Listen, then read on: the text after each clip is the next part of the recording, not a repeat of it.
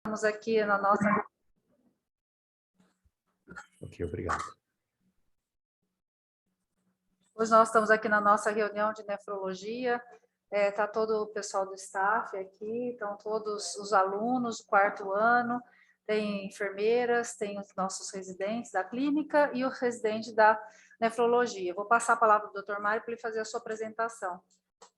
Agradeço.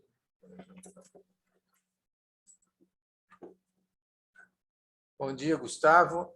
Bom dia, Mário. Obrigado por aceitar o nosso convite. O Dr. Gustavo, ele atualmente é o presidente da Associação Brasileira de Transplante de Órgãos, e eu não vou dizer que ele é um velho amigo, porque eu sou muito mais velho do que ele, né?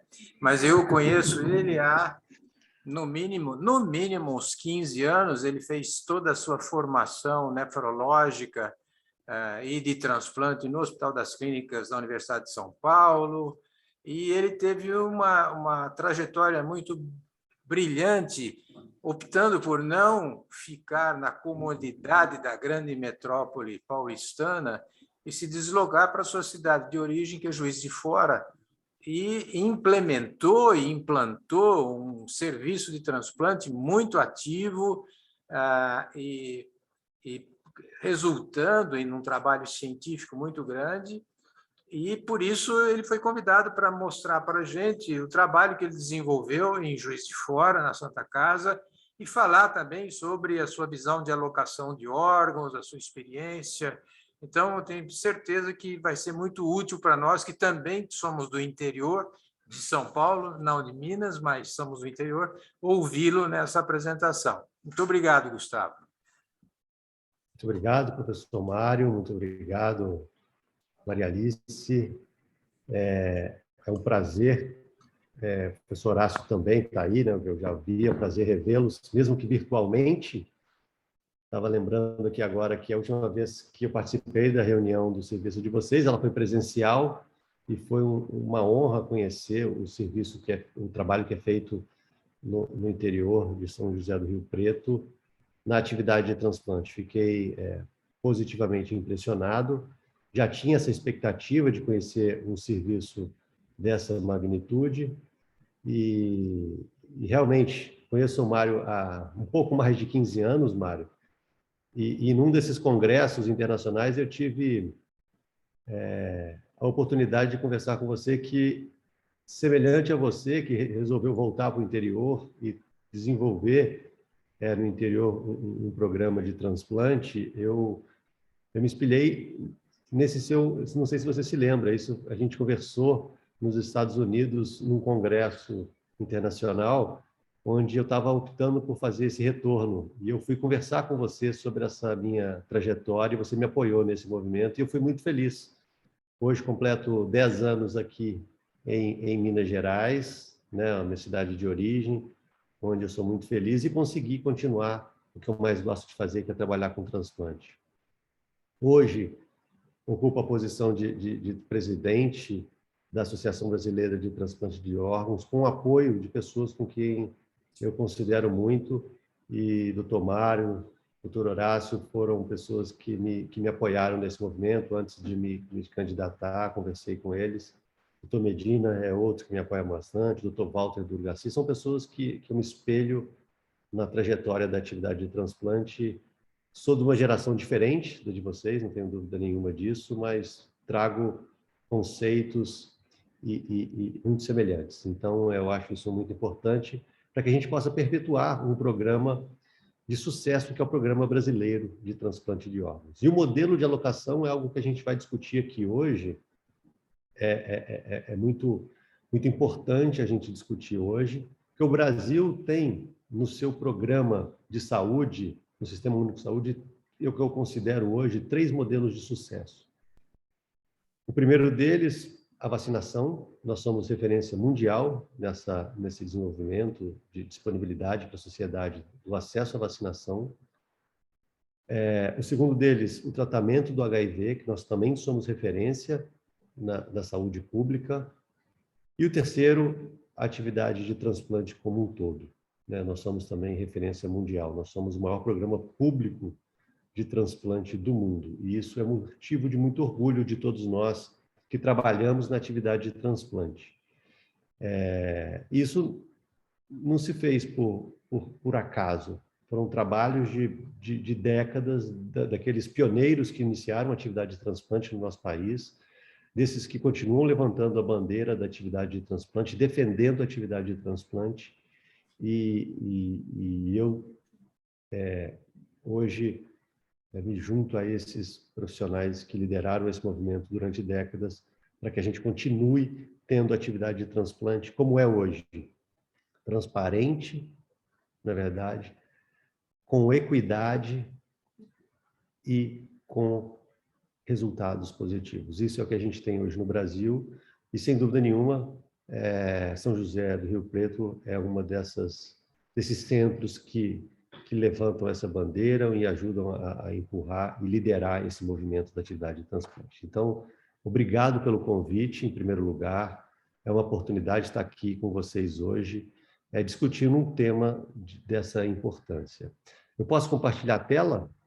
Pode sim, Gustavo, pode compartilhar. Tá liberado aí para você? Parece que sim. Tá. Vocês só me avisam se vocês estão assistindo, uma vez que eu vou ficar sem... Tá, já apareceu aqui para nós. Tá. Ok? Ok, tudo certo. Então, eu não preciso me apresentar, já fui apresentado. Declaro não haver qualquer conflito de interesse nessa apresentação. Fui convidado pela professora Maria Alice aqui para hoje estar com vocês nessa manhã e discutir um pouquinho sobre alocação de órgãos, né? Isso aqui são dados do Registro Brasileiro de Transplante, né? Para a gente falar de alocação de órgãos, a gente precisa deixar claro aqui para todos os alunos que nós temos o programa de transplante renal no Brasil, vinha em crescimento até o momento da pandemia, né? A gente vinha performando cada vez com um número ascendente dos números de transplantes com doador falecido. Temos uma menor parte dos transplantes realizados com doador vivo, e aqui está a relação dos dois na evolução da última década. Era um programa, e eu acredito que continuará sendo, que vinha crescendo na sua atividade, oferecendo cada vez mais oportunidades para os nossos pacientes portadores de doença renal crônica terminal. São aqueles que estão em programa de terapia renal substitutiva, seja ele hemodiálise ou diálise peritoneal, ou aqueles com clearance de creatinina abaixo de 10, né? Excetuando crianças e diabéticos que podem transplantar com clearance abaixo de 15. Então, com esse crescimento, a gente pode dizer que a gente vinha aumentando aí a chance de um paciente de transplantar com doador falecido. O programa de transplante, a porcentagem de pacientes que dependem do programa de transplante com doador falecido crescia e cresce no nosso país, e isso faz com que nós tenhamos que aprimorar o nosso modelo de alocação. Hoje ele é um modelo muito transparente, é um modelo que a gente pode considerar equânime, mas com a evolução da tecnologia, com a evolução do transplante, essa nova modelo. São dados entende uma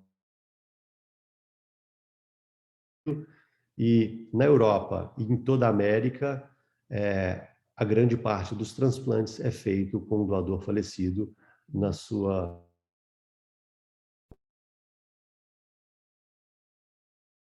dados.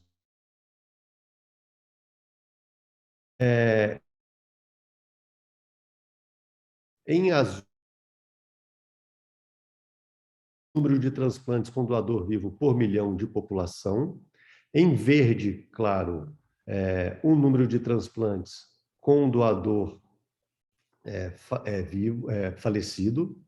E em vermelho, ou laranja, o número de transplantes que nós ainda precisaríamos fazer para conseguir suprir toda a demanda de pacientes que aguardam na fila de transplante. Então, nós consideramos que nós deveríamos ter aproximadamente 60 transplantes por milhão de população por ano, para que a gente conseguisse suprir a demanda de pacientes, mas infelizmente ainda não conseguimos realizar esse número de transplantes. Realizamos um pouco menos da metade desses transplantes. Então, compete a nós fazer um modelo de alocação que seja saudável para o sistema de saúde do nosso país, onde a gente consiga aprimorar cada vez mais a utilização desses órgãos e ele possa beneficiar mais os nossos pacientes.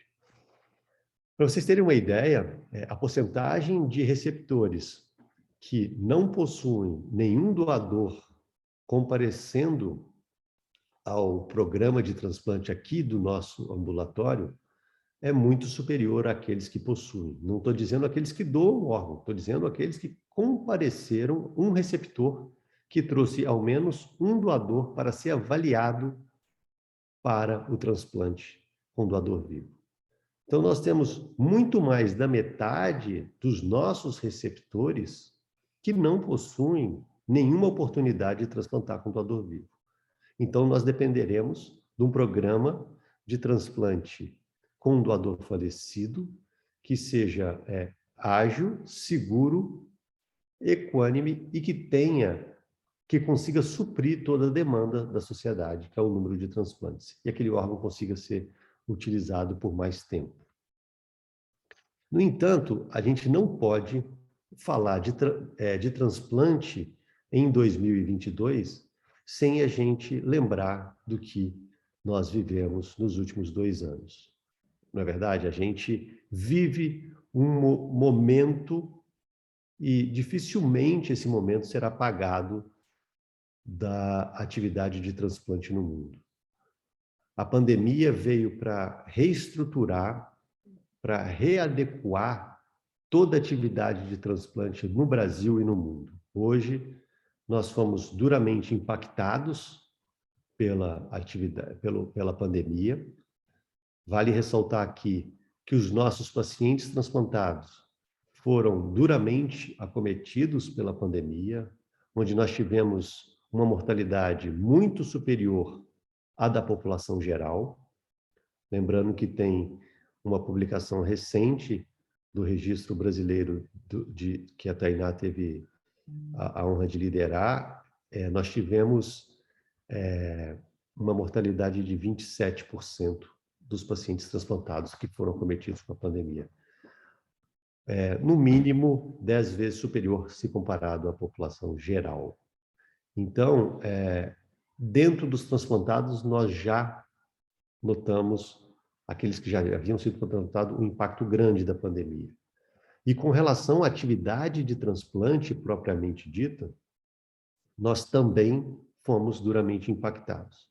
Seja ela na acessibilidade à lista de transplante, todos os ambulatórios pré-transplante do país sofreram readequações, tivemos uma queda do número de inscrições em lista em 2020, esse número tentou recuperar em 2021 e hoje nós já estamos recuperados mais em 2022. No entanto, nós ficamos com uma demanda reprimida de pacientes que perderam durante um período a chance de chegar à lista de transplante.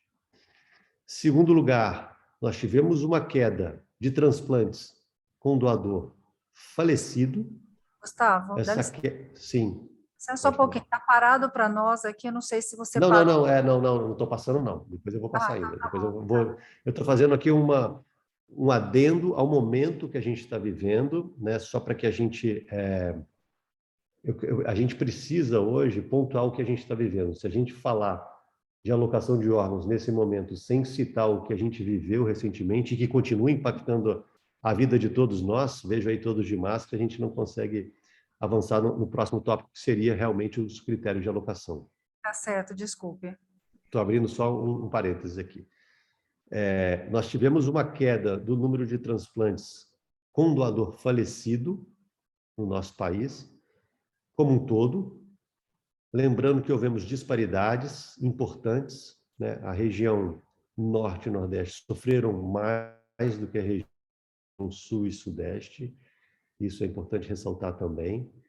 E o transplante com doador vivo sofreu ainda mais se comparado com o transplante com doador vivo. Então, sofreu um peso maior ainda da nossa responsabilidade na alocação de órgãos.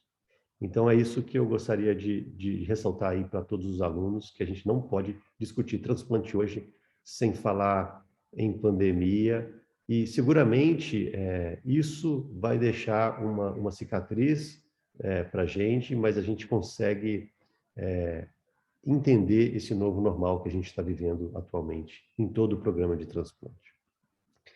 Bom, agora eu vou... Essa aula toda poderia ser discutida em apenas um slide, que é esse aqui que eu estou trazendo para vocês. Como é que é o modelo brasileiro de alocação de órgãos? Em primeiro lugar, é importante que todos saibam que a gente não tem um sistema de fila única indiana, que é um atrás do outro. O nosso modelo é baseado em variações em cada área, que cada paciente recebe uma pontuação dentro desse ambiente, e quem se pontua mais será alocado num ranking, né? Não sei quem já teve a oportunidade de ver, quando é ofertado um órgão para um paciente do nossa lista, a gente recebe um ranking. E nesse ranking você tem quem está em primeiro, segundo, terceiro, quarto e por aí em diante. E você vai perceber que existem pacientes que estão há 2 anos na lista e o outro que está há 5 anos na lista na frente do outro. Por que isso acontece? Em primeiro lugar, nós temos 4 listas de transplante baseado no sistema de identidade ABO. Nós temos uma lista para o O, temos uma lista para o A, temos uma lista para o B e temos uma lista para o AB, certo? Então, cada paciente vai concorrer pelo órgão baseado nessa lista A, B, O e AB. Sabemos que existe uma diferença muito grande na chance do paciente, na chance do paciente ser uma tipagem ABO, sendo o O mais prevalente e o AB o menos prevalente. Então, ele vai entrar naquela lista de acordo com a sua identidade ABO. Uma vez que ele foi inscrito na lista com a sua identidade ABO, a partir do momento que é ofertado um órgão, é feita a compatibilidade HLA. E hoje, no Brasil, a gente diferencia essa pontuação baseados nos locos A, B e DR, sendo o locus DR com maior peso para essa alocação. Então, quanto maior a compatibilidade dos locus DR, maior a pontuação desse paciente. Depois temos o B e o A para essa pontuação. Então, basicamente, o que vai diferenciar a chance de um receptor estar ranqueado em primeiro lugar é a compatibilidade HLA. Nesse sentido, as outras pontuações virão como um critério de desempate. Tirando a nefrectomia por doação de rim, que é muito raro a gente ter isso na nossa lista, que também pontuaria 10 pontos, que daria uma prioridade para esse grupo de pacientes, a gente tem o tempo de espera. O tempo de espera, ela se faz, a partir do momento que o paciente tem 1 ano de lista, ele ganha 1 ponto. A partir desse primeiro ano, ele vai ganhando meio ponto por ano. É muito pouco ponto comparado com a compatibilidade HLA. Seria um critério de desempate. Outros pacientes que recebem até o momento uma pontuação a mais são os chamados hipersensibilizados. Eles ganham 4 pontos a mais nessa pontuação. Crianças e adolescentes também são pontuados a mais e diabéticos também recebem pontuação a mais. São critérios de desempate, todos esses. Lembrando que isso é o que está vigente hoje. já existem vários programas, principalmente o de hipersensibilizados, que já está em discussão no Ministério da Saúde, que a qualquer momento pode ser publicado, que esses critérios de alocação poderão ser modificados, uma vez que a gente vai discutir agora o que a gente pode melhorar para dar acesso a todos os pacientes e evitando disparidades nesse acesso à oferta do órgão. Sabemos que o hipersensibilizados é um deles, então está hoje uma proposta oferecida pela BTO no ano passado, já na mesa do Ministério da Saúde, que possamos ter uma melhor avaliação dos pacientes hipersensibilizados. Para aqueles que não sabem o que são os hipersensibilizados, são aqueles pacientes que possuem anticorpos pré-formados no seu sangue, uma vez que eles já foram expostos a outros antígenos HLAs com transfusão e gravidez, que diminuem a chance de compatibilidade desse paciente. Então, vamos lá. Um paciente que possui um painel de 80% ou superior, quer dizer que ele tem uma reatividade contra 80% dos doadores que estão ofertando o órgão naquela região ou naquele país. Então, a chance dele ser transplantado é muito menor do que aqueles que não possuem anticorpos. Então, a gente precisa desenvolver métodos que deem a chance, no mínimo, semelhante ao restante da população para que ele consiga transplantar. Então, o modelo atual de alocação de órgãos no país se baseia nessas variáveis, mas estamos recorrentemente discutindo isso para que a gente consiga melhorar esse modelo. Eu não sei se vocês aí tiveram a oportunidade de ver esse artigo que nós tivemos a oportunidade de publicar o ano passado, na Plus One, que o Gustavo Modelli, de Botucatu, e eu, junto com a Juliana, que é uma aluna dele de Botucatu, tivemos a oportunidade de trabalhar com o banco de dados do estado de São Paulo. Foi um trabalho muito interessante, onde nós avançamos ali para entender o modelo de alocação. Era um banco de dados do estado de São Paulo apenas. Nós pegamos dados de todos os pacientes que foram inscritos em lista de 2000 a 2017, então 17 anos de pacientes que foram inscritos, são mais de 50 mil pacientes inscritos em lista no estado de São Paulo. Precisamos excluir aqueles que foram transplantados com doador vivo, chegando a aproximadamente 4.500 pacientes.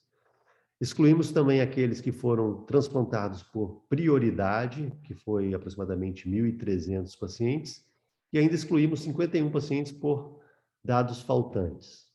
Então, trabalhamos com 48 mil pacientes, 153, que foram inscritos em listas e aguardaram por um transplante no estado de São Paulo. Isso em todo o estado, incluindo a região de São José do Rio Preto. Então, aqui, nesse estudo de 2000 a 2017, 71% dos pacientes não conseguiram atingir o objetivo, que era transplantar, e 28,4% deles atingiram o objetivo de chegar ao transplante.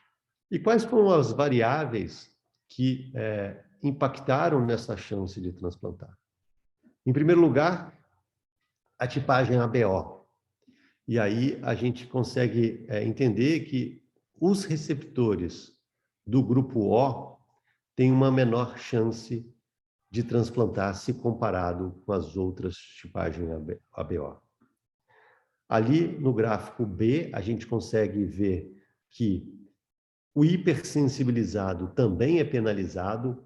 Pacientes com painel maior que 80, ali na curva rosa, têm uma menor chance de transplantar em 200 meses ali, nesse período de análise desse estudo. Depois, os homozigotos em DR também tiveram uma menor chance de ter acesso ao órgão. Isso está discutido também. Todos esses 3 primeiros pontos estão discutidos no Ministério da Saúde para um critério de equidade desses critérios. Com relação à idade, a gente vê ali que menores de 18 anos têm uma maior chance de acesso ao transplante, e isso se faz por uma priorização que nós damos às crianças, e isso é muito bem visto, na verdade, a gente tem que proteger os pacientes mais jovens para ter uma maior chance de transplantar, quando comparados com pacientes de 18 a 60 anos e uma menor chance aqueles acima de 60 anos. Depois, avaliamos que também teve uma diferença. Aqueles pacientes anti-HBC positivo têm maior chance do que aqueles que são negativo. E um dado muito interessante foi a regional. A regional, no estado de São Paulo, impactou na chance do paciente transplantar. Aqueles pacientes do interior, seja ele da Unicamp ou da Funderp, têm maior chance de transplantar do que os pacientes inscritos na capital, sejam eles na central da USP ou na central da Unifesp, que lá são divididos em duas centrais. Então, isso é um dado que a gente levantou também nesses mais de 45 mil pacientes avaliados nesse estudo. E quando a gente vai fazer uma análise multivariada desses dados, aquela análise ali, ela é univariada, a gente tem... Deixa eu tirar só a minha imagem aqui para isso. A gente tem o grupo sanguíneo A como referência, o transplante no grupo O, na multivariada, tem uma chance menor, em torno de 34% de transplantar. E o paciente hipersensibilizado, tendo o painel 0 como referência, na multivariada, a gente tem qualquer sensibilização, né, maior do que 0, impactando na chance do paciente transplantar. Então, 27% menor no painel 0 a 50, 43% entre 50 e 80 e 77% menor do painel acima de 80. Então, esses dados mostram essa disparidade na chance de um paciente transplantar. Ok? Bom, esses dados foram publicados na PLOS ONE e agora eu vou dividir com vocês dados aqui exclusivamente do nosso programa de transplante da Santa Casa de Juiz de Fora. Nós, entre 2016 e 2021, tivemos 991 pacientes inscritos em lista, e a gente gostaria de entender qual era a chance de um paciente transplantar no nosso programa de transplante. Aqui a gente quis dividir entre o sexo masculino e feminino, e aqui a gente já percebe que o sexo masculino tem 53% a mais de chance de transplantar se comparado com o doador, com o receptor feminino. Essa chance em 5 anos é de 83% no sexo masculino e de 68,6% no sexo feminino. Tem um áudio ligado aí de alguém. Ele está fazendo um barulho de água, não sei. Cláudia, por favor, você podia desativar o seu microfone? Está dando interferência.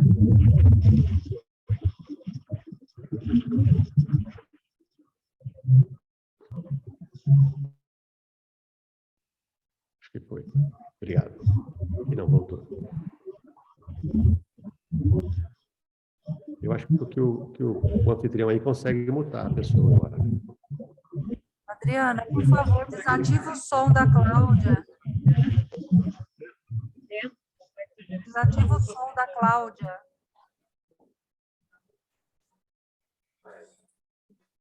Eu acho que deu. Melhorou? Melhorou, Gustavo. Obrigada.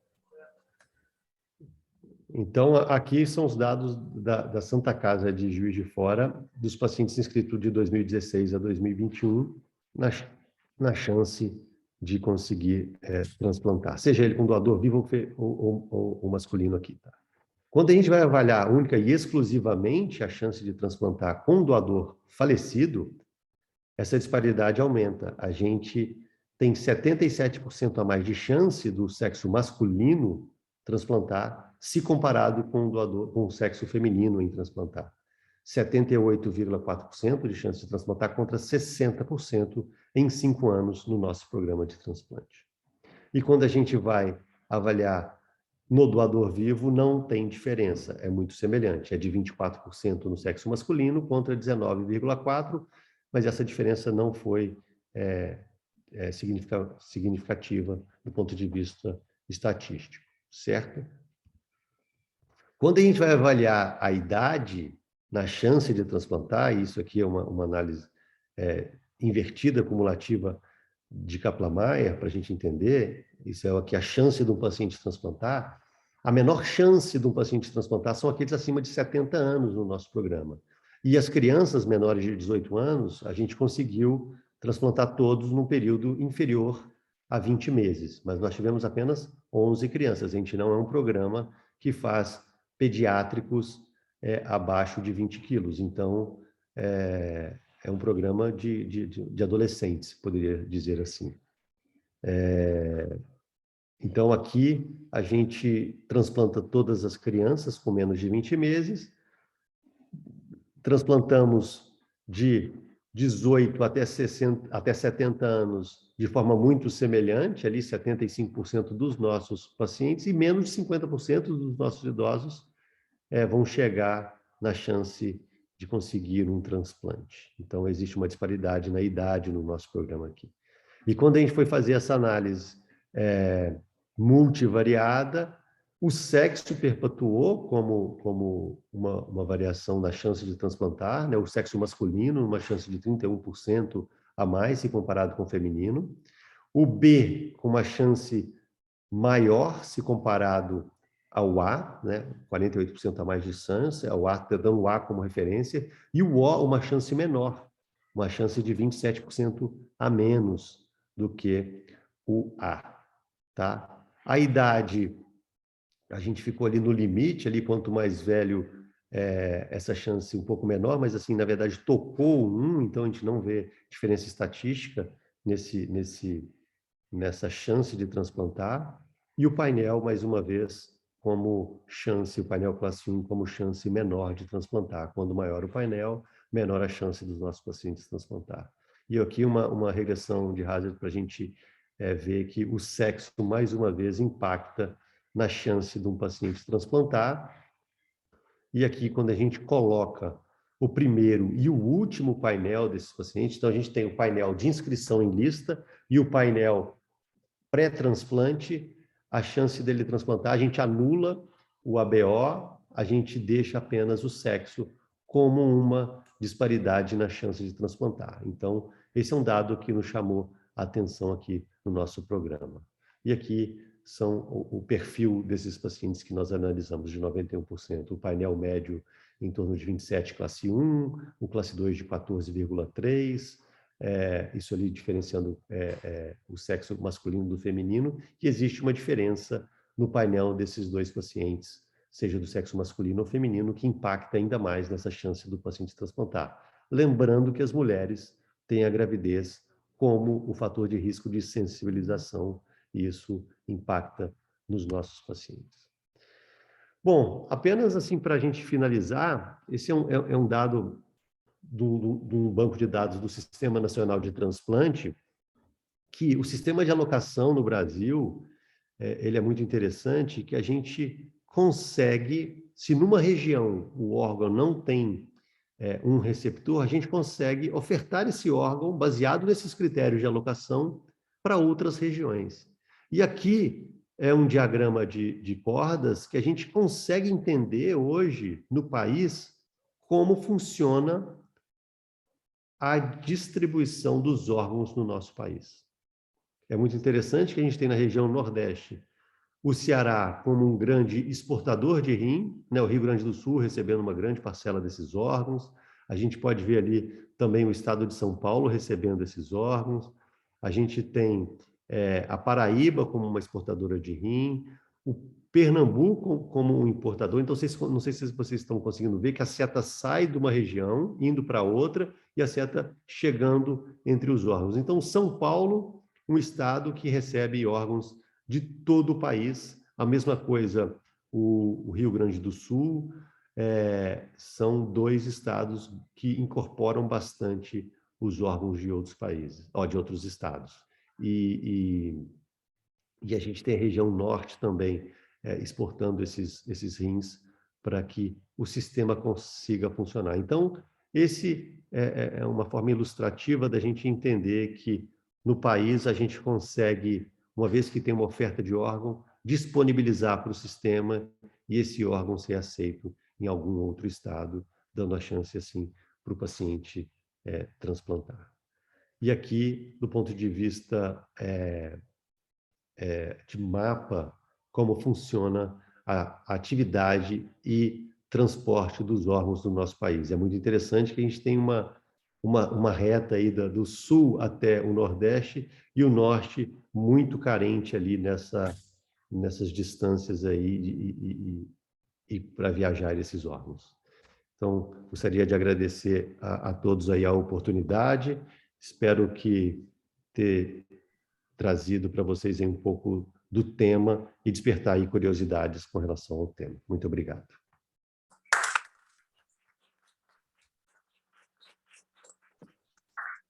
Estou à disposição. Muito obrigada, Gustavo, pela excelente apresentação. Vou passar a palavra para as perguntas agora, que a gente vê alguma pergunta, alguma colocação. É melhor vir até aqui para falar.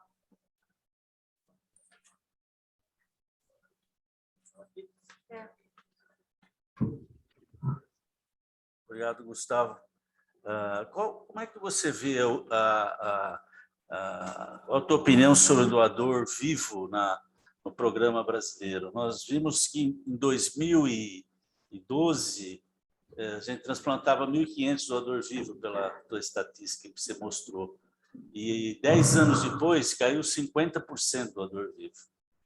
Qual você acha o percentual que a gente vai chegar e qual a expectativa que a BTO tem em relação ao doador vivo?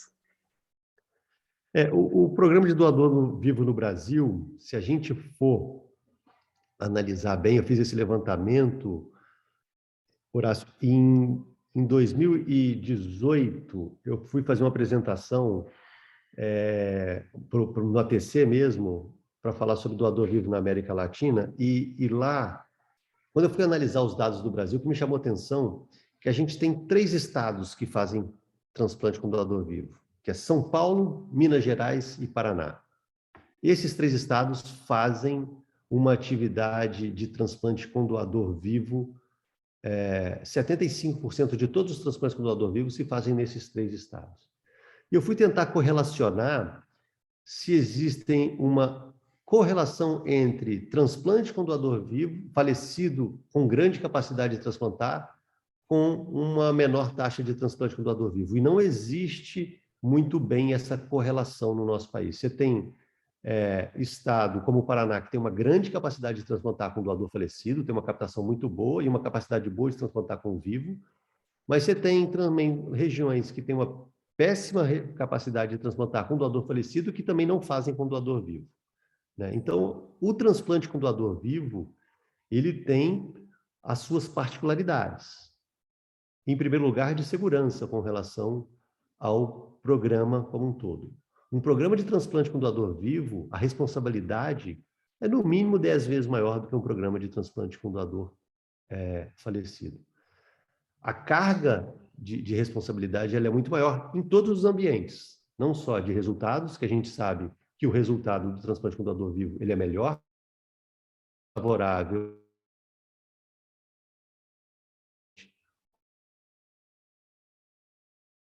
Hoje,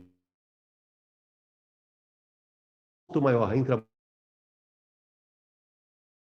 carga de responsabilidade.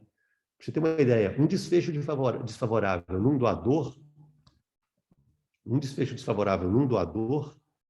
num programa de transplante, se não muito bem estruturado,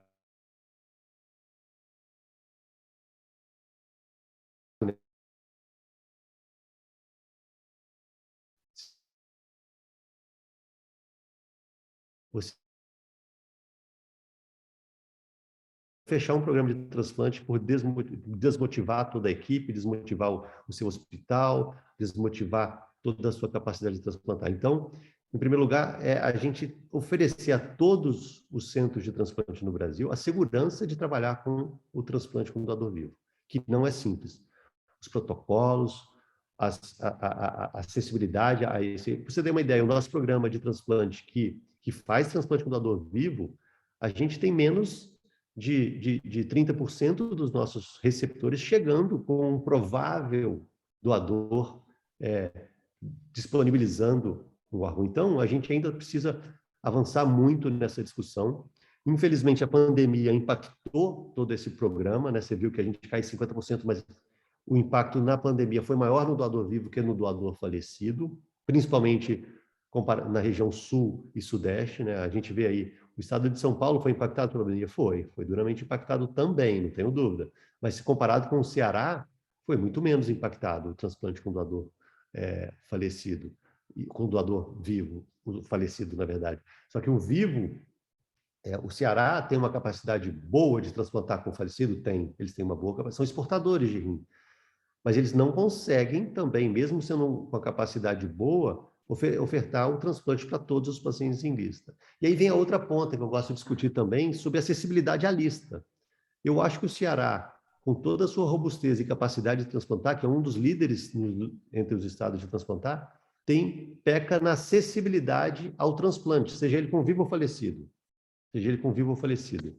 Ali, o número de pacientes inscritos em lista por milhão de população não está diretamente relacionado dessa capacidade toda que o paciente tem de transplantar. Se você for pegar assim, o Acre não tem muitos pacientes em lista, eu até entendo não ter o Acre, porque a chance de se transplantar no Acre é muito menor, o paciente vai procurar outros estados para transplantar.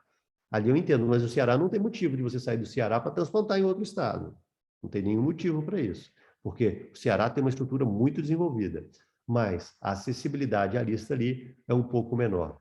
Então, são muitas variáveis que vão impactar no modelo de transplante com doador vivo. Sejam eles na robustez do seu programa, os programas mais desenvolvidos e mais que têm uma rotina maior, têm esse programa mais desenvolvido e uma capacidade melhor de arcar com toda essa responsabilidade, de cuidar do doador no pós-transplante. Nossa, um raio aqui. Um programa de transplante com doador vivo, programas de identificar o candidato, na verdade, que é um programa que depende de uma estrutura multidisciplinar complexa e preparada para isso. Não é simples você falar assim, esse pode, esse não pode, né? Tanto em falar o sim quanto falar o não, é uma responsabilidade muito grande que você está fazendo para aquele... Eu estou vendo ali no nosso programa, a gente mostra assim, a chance do nosso paciente transplantar com um doador falecido. Eu não botei a nossa curva de sobrevida, mas eu posso colocar aqui, dos pacientes inscritos em lista, é assustadora. A gente tem 60% das nossas mulheres têm a chance de transplantar em 5 anos no nosso programa de transplante. Mas sabe qual a chance dessa mesma mulher estar viva na nossa lista de transplante em 5 anos? É de 47%. Então, mais da metade vai morrer aguardando por uma lista, por um transplante. Deixa eu ver se eu tenho essa curva aqui, eu já mostro para vocês agora. Está aqui. Vou compartilhar aqui para vocês. Só um segundo. Então, Horácio, eu acho que a gente tem uma responsabilidade de cada um analisar dentro do seu centro a sua realidade. Vocês estão vendo aí? Vamos. Então, aqui, dos 991 pacientes inscritos em lista, aqueles que não foram transplantados, a nossa mortalidade em lista. A mortalidade da mulher no primeiro ano, elas são semelhantes dos dois sexos, tá? Aqui não tem diferença na mortalidade. A mortalidade no primeiro ano é de 11%, no segundo ano de 11% também, ou seja, 11% de mortalidade ao ano dos pacientes inscritos em lista do nosso programa. Então, no final, eu tenho menos da metade dos pacientes em 5 anos vivos na chance de transplantar. E a gente sabe que o resultado do transplante vai mudar essa curva na chance deles estarem vivos e com qualidade de vida melhor. Então, em primeiro lugar, a gente precisa né, Mário? A gente precisa, em primeiro lugar, a minha preocupação muito grande, o Mário, dentro lá do conselho da BTO, a gente tem discutido isso recorrentemente, a gente precisa, em primeiro lugar, reestruturar toda a atividade de transplante que nós temos no nosso país. A pandemia dissolveu essa capacidade plena nossa. Hoje a gente não sofre mais a pressão do sistema de saúde em número de leitos, não é verdade? A gente tem os leitos, a gente teria, teoricamente, os profissionais envolvidos nessa atividade, mas a gente diluiu isso. E hoje é nossa responsabilidade retomar, dar a chance desses centros se reorganizarem para poder voltar à força plena da atividade de transplante. Os números são muito claros. Horácio, a gente não retomou a níveis prévios à pandemia ainda. Não retomamos. Estamos patinando nessa capacidade. Estamos diariamente em contato com o Ministério da Saúde, expondo essa nossa preocupação. Estamos com uma nova portaria aqui a ser publicada no futuro muito próximo, que poderá impactar ainda mais o nosso programa de transplante. A nossa preocupação com essa nova portaria, ela é recorrente. Várias viagens até Brasília já foram feitas expressando a nossa publicação. Uma carta da BTO publicada esse ano, que vocês tiveram a oportunidade de receber, onde eu assinei uma preocupação de toda a diretoria e do conselho da BTO com essa nova portaria, que poderá sim trazer benefícios, se bem estruturada. Então, a gente não teve acesso ainda ao modelo que será publicado essa portaria, mas essa semana, em contato com o SNT, a gente não lançou o RBT do primeiro trimestre ainda, demonstrando que a gente continua caindo no número de transplantes, a pedido do Ministério da Saúde, para que a gente lance em conjunto com o Ministério da Saúde, junto com essa portaria. Mas a gente não teve acesso à portaria, então a gente não sabe como isso vai impactar na atividade de transplante. Então, a preocupação atual, poderia dizer, Horácio, é reestruturar, dar chance de todos os programas de transplantes do país voltarem a fazer o que a gente fez. E a gente vinha crescendo, a gente sempre cresceu na atividade de transplante com doador falecido. E a gente não tem motivo para não voltar a crescer, não é verdade? Então, essa é a minha preocupação atualmente. Obrigado.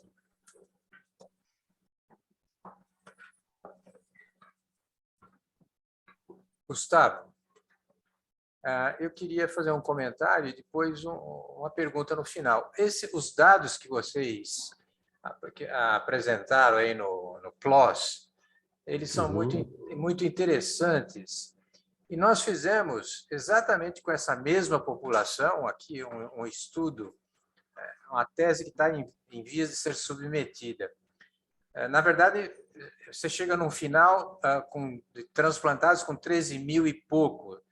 O que nós fizemos foi pegar essa população de transplantados, nosso objetivo era outro, e avaliar se os antígenos HLA da população mais frequentes, eles seriam mais rapidamente transplantados. Então, por outra via, nós chegamos à seguinte conclusão, que é exatamente igual à sua.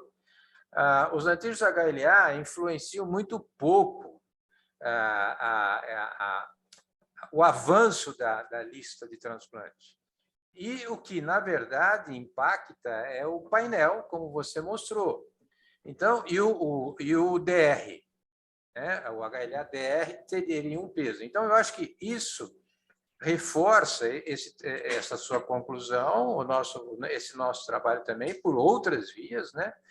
E eu sei que o Neumann, lá no Rio Grande do Sul, também já havia mostrado e sugerido que a lista deveria ser refeita baseada no critério de peso maior para os pacientes hipersensibilizados, que é o que os americanos fizeram, utilizando também a geografia.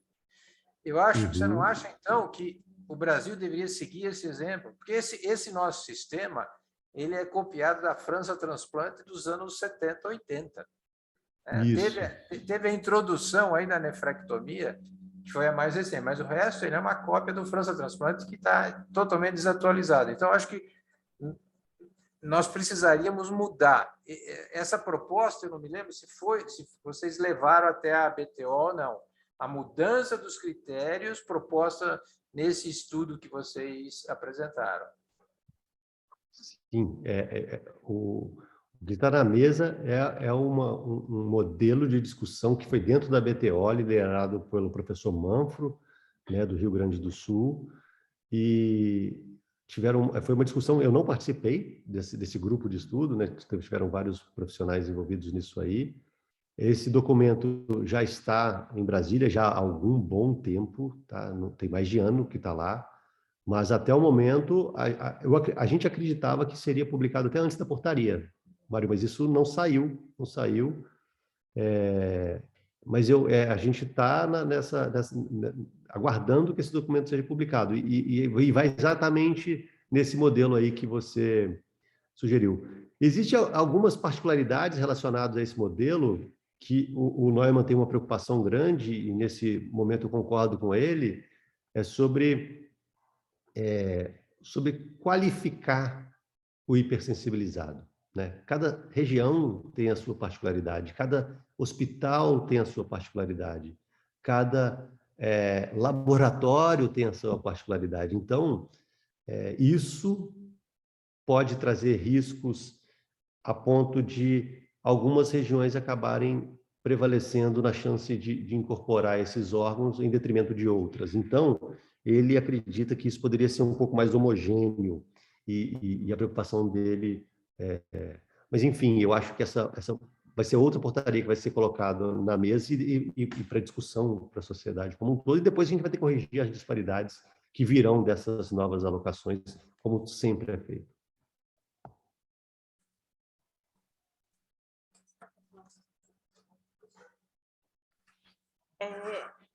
Bom dia, Gustavo. Parabéns pela apresentação.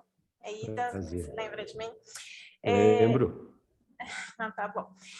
A minha pergunta está, acho que, enroscada na do Dr. Mário, no sentido, mas com uma outra visão. Em relação aos doadores de riscos, antigamente os marginais, CCDs, e hoje a gente tem o KDPI para classificar, a nossa fila ela continua única, né? Tirando a criança, o doador com menos de 18 anos, a distribuição depois ela é uma fila única.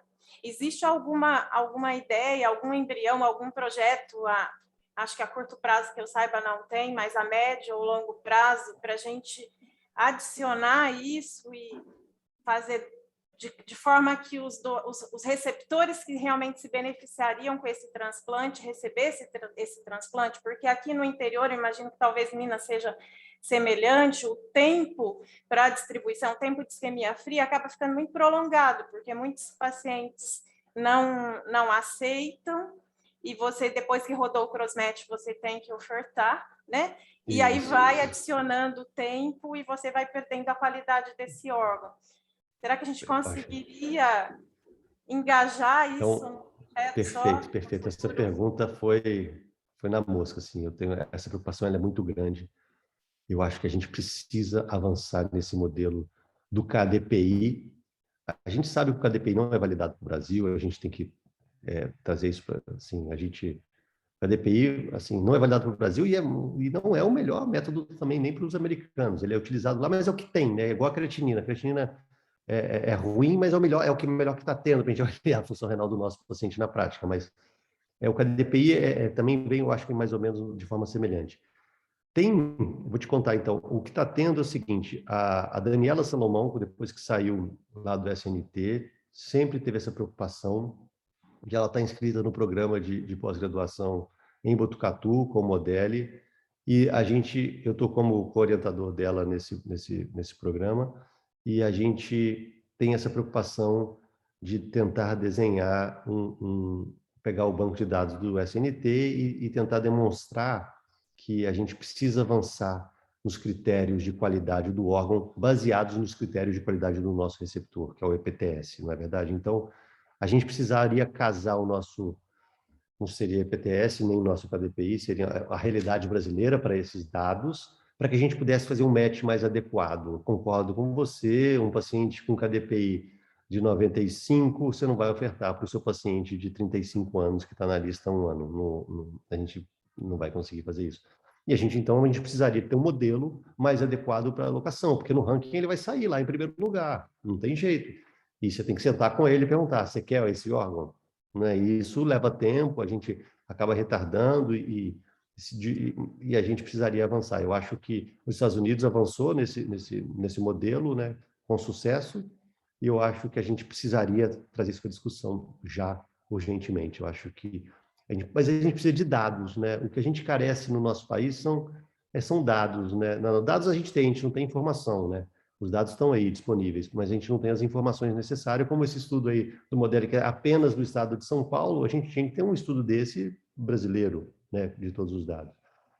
Então, eu acho que a gente precisa avançar nesses dados, entender o tamanho do problema, até para a gente não desenhar nada só da nossa cabeça e copiar um americano ou copiar um outro, porque a nossa realidade, a gente tem as nossas particularidades, o nosso regionalismo que a gente precisa defender e entender melhor para poder proteger a nossa sociedade. Obrigado pela pergunta.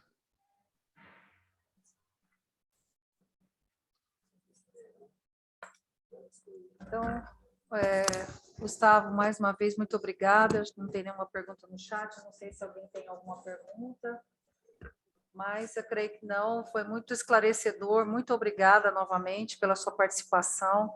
Como você falou, esse ano será que, talvez esse ou o próximo ano, você venha conosco aqui pessoalmente, né? Mas Sim. Muito obrigada mais uma vez, e nós estamos também à disposição do que você precisar aqui no interior de São Paulo. E muito obrigada mais uma vez. Obrigado, foi um prazer mais uma vez estar com vocês aí, é uma honra participar desse grupo aí com vocês e espero ter sido útil de alguma forma aí para discutir esse tema com vocês. Um abraço a todos. Bom dia. Agora, boa tarde já. Tchau, tchau.